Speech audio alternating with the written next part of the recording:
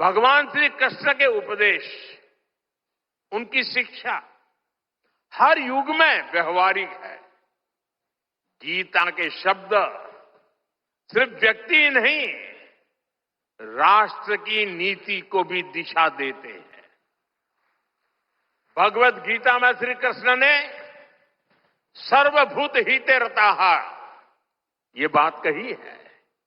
गीता में ही कहा गया है, लोक संग्रहम एवापि संपश्यन कर्तुम अर्हसि। इन दोनों ही श्लोकों का अर्थ यही है कि हम लोक कल्याण के लिए काम करें। अपने पूरे जीवन में जगत गुरु मध्वाचार्य जी ने इन्हीं भावों को लेकर भारत की एकता को सशक्त किया। साथियों, आज सबका साथ, सबका विकास, सर्वजन हिताय, सर्वजन सुखाय, ये हमारी नीतियों के पीछे भी भगवान श्री कृष्ण के इन्हीं श्लोकों की प्रेरणा है। भगवान श्री कृष्ण हमें गरीबों की सहायता का मंत्र देते हैं और इसी मंत्र की प्रेरणा आयुष्मान भारत और पीएम आवास जैसी स्कीम का आधार बन जाती है। भगवान श्री कृष्ण हमें नारी सुरक्षा, नारी सशक्तिकरण का ज्ञान सिखाते हैं और उसी ज्ञान की प्रेरणा से देश नारी शक्ति बंधन अधिनियम का ऐतिहासिक निर्णय करता है। श्री कृष्ण हमें सबके कल्याण की बात सिखाते हैं और यही बात वैक्सीन मैत्री, सोलर अलायंस और वसुधैव कुटुंबकम की हमारी नीतियों का आधार बनती है। साथियों, श्री कृष्ण ने गीता का संदेश युद्ध की भूमि पर दिया था और भगवत गीता हमें ये सिखाती है कि शांति और सत्य की स्थापना के लिए अत्याचारियों का अंत भी आवश्यक है।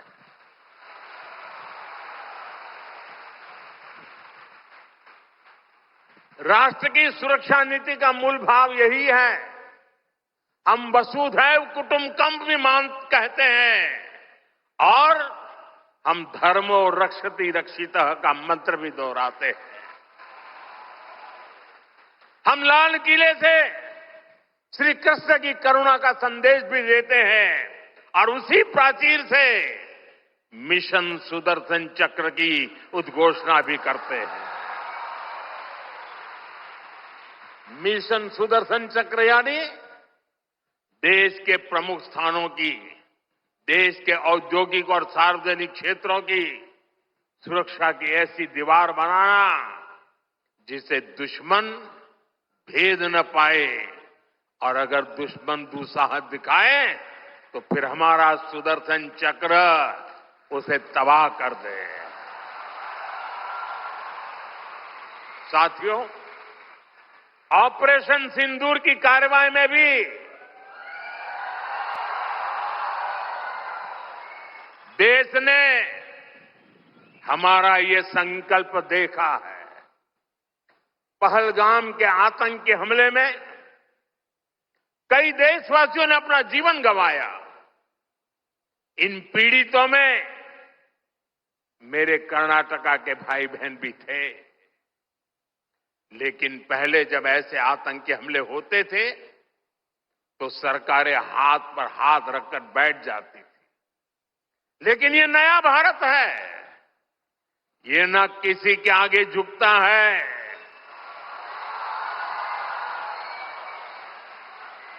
और न ही अपने नागरिकों की रक्षा के कर्तव्य से डिगता है। हम शांति की स्थापना भी जानते हैं और शांति की रक्षा करना भी जानते हैं। साथियों, भगवत गीता हमें कर्तव्यों का, हमारे जीवन संकल्पों का बोध कराती है और इसी प्रेरणा से मैं आज आप सभी से कुछ संकल्पों का आग्रह भी करूंगा। ये आग्रह नव संकल्प की तरह है जो हमारे वर्तमान और भविष्य के लिए बहुत आवश्यक है। संत समाज जब इन आग्रहों पर अपना आशीर्वाद दे देगा तो इन्हें जन जन तक पहुंचने से कोई रोक नहीं पाएगा। साथियों, हमारा पहला संकल्प होना चाहिए कि हमें जल संरक्षण करना है, पानी बचाना है, नदियों को बचाना है। हमारा दूसरा संकल्प होना चाहिए कि हम पेड़ लगाएंगे। देश भर में एक पेड़ मां के नाम अभियान को गति मिल रही है। इस अभियान के साथ अगर सभी मठों का सामर्थ्य जुड़ जाएगा तो इसका प्रभाव और व्यापक होगा। तीसरा संकल्प कि हम देश के कम से कम एक गरीब का जीवन सुधारने का प्रयास करें। मैं ज्यादा नहीं कह रहा हूं। चौथा संकल्प स्वदेशी का विचार होना चाहिए। एक जिम्मेदार नागरिक के रूप में हम सब स्वदेशी को अपनाएं। आज भारत आत्मनिर्भर भारत और स्वदेशी के मंत्र पर आगे बढ़ रहा है। हमारी अर्थव्यवस्था, हमारे उद्योग, हमारी टेक्नोलॉजी सब अपने पैरों पर मजबूती से खड़े हो रहे हैं। इसलिए हमें जोर शोर से कहना है, vocal for local, vocal for vocal vocal. साथियों, पांचवें संकल्प के रूप में हमें नेचुरल फार्मिंग को बढ़ावा देना है। हमारा छठा संकल्प होना चाहिए कि हम हेल्थी लाइफस्टाइल को अपनाएंगे, मिलेट्स अपनाएंगे और खाने में तेल की मात्रा कम करेंगे।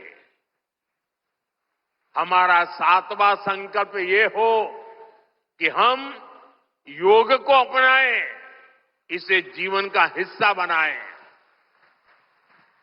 आठवां संकल्प मैन्युस्क्रिप्ट्स, पांडुलिपियों के संरक्षण में सहयोग करें। हमारे देश का बहुत सा पुरातन ज्ञान पांडुलिपियों में छिपा हुआ है। इस ज्ञान को संरक्षित करने के लिए केंद्र सरकार ज्ञान भारतम मिशन पर काम कर रही है। आपका सहयोग इस अमूल्य धरोहर को बचाने में मदद करेगा।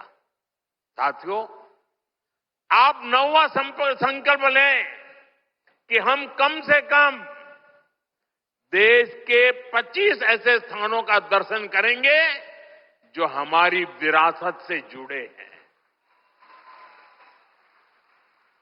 जैसे मैं आपको कुछ सुझाव देता हूं, 3-4 दिन पहले कुरुक्षेत्र में महाभारत अनुभव केंद्र की शुरुआत हुई है।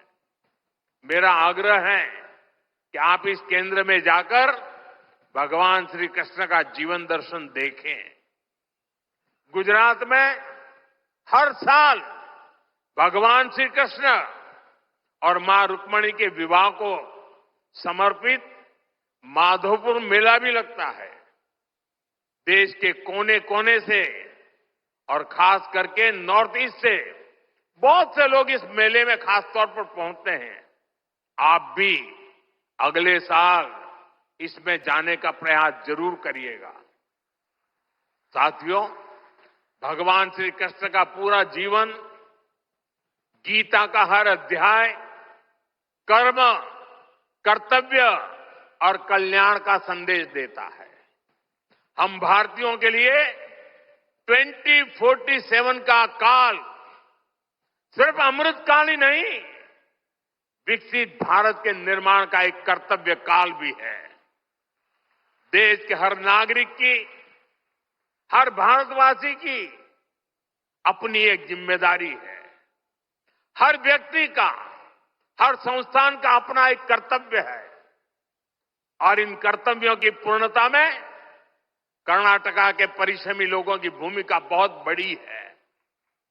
हमारा हर प्रयास देश के लिए होना चाहिए। कर्तव्य की इसी भावना पर चलते हुए विकसित कर्नाटका, विकसित भारत का स्वप्न भी साकार होगा। इसी कामना के साथ उडुपी की धरती से निकली है ऊर्जा विकसित भारत के इस संकल्प में हमारा मार्गदर्शन करती रहे।